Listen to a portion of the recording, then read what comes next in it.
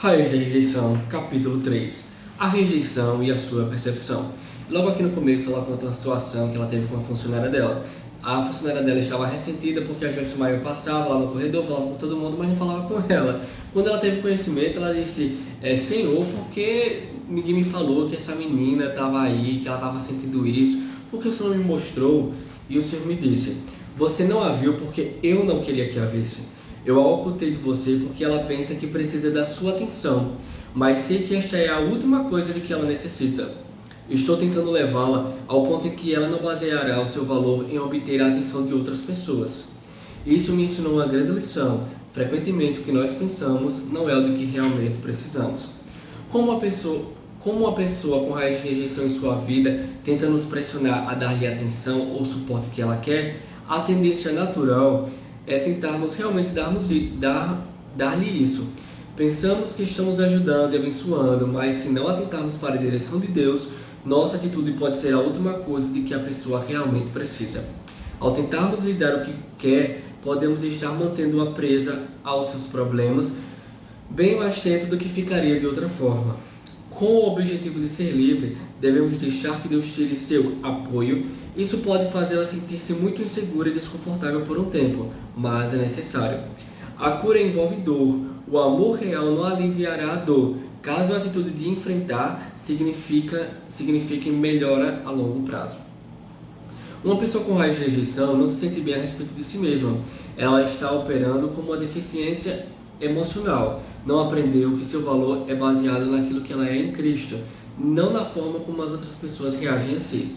Isso não significa que não temos coisas erradas conosco, ou que não precisamos mudar. Mas se tudo que baixa para o diabo destruir nosso valor é encontrar alguém que nos rejeite, então estaremos em grandes problemas. Sempre haverá aqueles que não gostam da forma como fazemos as coisas. Repito, não deixe que a opinião de ninguém determine o seu valor. Uma lição entre lágrimas.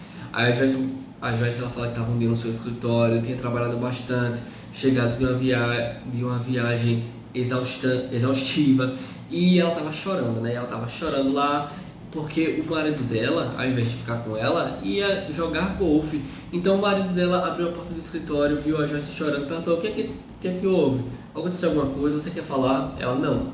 E ela ficou com mais raiva ainda porque ele iria jogar golfe enquanto ela ficaria em casa. Só que ele falou depois: por que você não falou, não pediu pra gente sair de noite, fazer outra coisa? Eu iria. Mas nós não queremos correr o risco de pedir e sermos rejeitados. Assim, simplesmente não pedimos nada. E ela falou como ela só foi conversar com o marido dela depois de 3 semanas. Quando o marido dela soube daquela situação, falou: oxe, eu pensei que você estava chorando porque estava orando, intercedendo por alguém, porque já aconteceu de outras vezes eu entrar no escritório, você está chorando, e eu perguntar o que era, e você dizer: não, eu estava apenas orando. E ele achou que ela estava orando, e ela estava morrendo de raiva porque ele iria agora sair com os amigos de noite, depois de uma viagem cansativa, ela queria passar a noite com ele e ele ia jogar com os amigos. Percepções podem não ser a realidade. Quantas vezes sofremos de forma insuportável porque alguém não nos deu o que pensávamos que deveria nos dar, e realmente elas não têm percepção daquilo que pensamos de que precisamos. Sua percepção é como você vê as coisas. Quero dizer novamente que muitas vezes você sente que alguém o está rejeitando, quando na verdade não está. Algumas vezes você sofre muito simplesmente por causa de uma imaginação fértil, porque como nós temos já tudo planejado na nossa mente, a gente acha que a pessoa que está conosco, nosso cônjuge, nosso amigo, seja lá quem for, já é para saber de cara o que a gente precisa, mas na verdade a nossa percepção ela é diferente. Finalmente, Deus me mostrou qual era o problema. Ele disse: Joyce, cada vez que David discorda de sua opinião, você recebe isso como uma rejeição. E realmente ele não está rejeitando, ele simplesmente não concorda com a sua ideia. E é algo que a gente precisa amadurecer para que nós não tenhamos conflitos nos nossos relacionamentos. Não é porque alguém discorda da nossa ideia que a pessoa está nos rejeitando. Ela está discordando do meu pensamento, mas não rejeitando a pessoa que eu sou. Porque se você associa aquilo que você pensa aquilo que você sugere com aquilo que você é, se alguém descarta aquela possibilidade, você acha também que está descartando. Aí vem outra onda de depressão e de autocomiseração. Você deve aprender a separar suas opiniões e ideias do seu eu real. Apenas porque as pessoas rejeitam sua opinião, não significa que elas o rejeitam. Elas podem discordar de você e ainda amá-lo e respeitá-lo como pessoa. Você deve dar às pessoas a oportunidade de discordar ou não haverá base para um bom relacionamento. Porque já pensou, relacionamento que você sabe que você não pode opinar porque a pessoa sempre vai estar certa? Você não quer nem estar perto. Eu quero dizer que o equilíbrio nessa área é muito importante. Algumas pessoas dão a sua opinião muito frequentemente em momentos que não são necessários. Não temos o direito de dar ao mundo inteiro nossa opinião cada vez que abrirmos a boca. Isso também não é bom para os relacionamentos. O equilíbrio é vital em cada área. Pessoas com raiz de rejeição geralmente não podem ser confrontadas, porque se elas forem confrontadas, elas já se armam porque elas pensam que aquilo é uma rejeição e agora elas partem para o ataque. As escrituras nos dizem que um grande sinal de maturidade é a habilidade de aceitar a correção. Uma lição durante o golfe. Às vezes eu acho engraçado algumas situações de Joyce com o Dave, porque chegam a ser, são tão tristes que chegam a ser cômicas. Por exemplo, ela tinha uma imaginação muito fértil. Então, e ela era uma pessoa muito ferida. Ela conta que um dia ela foi passear com o David e foi assistir ele jogar golfe. E ele estava com o cotovelo machucado, e ele estava jogando, não estava acertando nenhuma partida. Quando acabou o primeiro tempo lá do jogo lá do golfe dele lá, ele foi até ela, né, onde estava sentado, e ela deu uma tapinha nas costas deles e falou: vai ficar tudo bem, não se preocupe, o seu cotovelo vai se recuperar e você vai jogar bem outra vez. Aí ele falou, não sinta pena de mim, está tudo bem, apenas espere e verá quando eu me recuperar disso, jogarei golfe melhor do que nunca. E ela ficou super triste, se sentindo super rejeitada, porque como é que eu vou consolá-lo e ele vem assim todo durão pra cima de mim, tá bom, bonzão, você que nunca precisa ser consolado.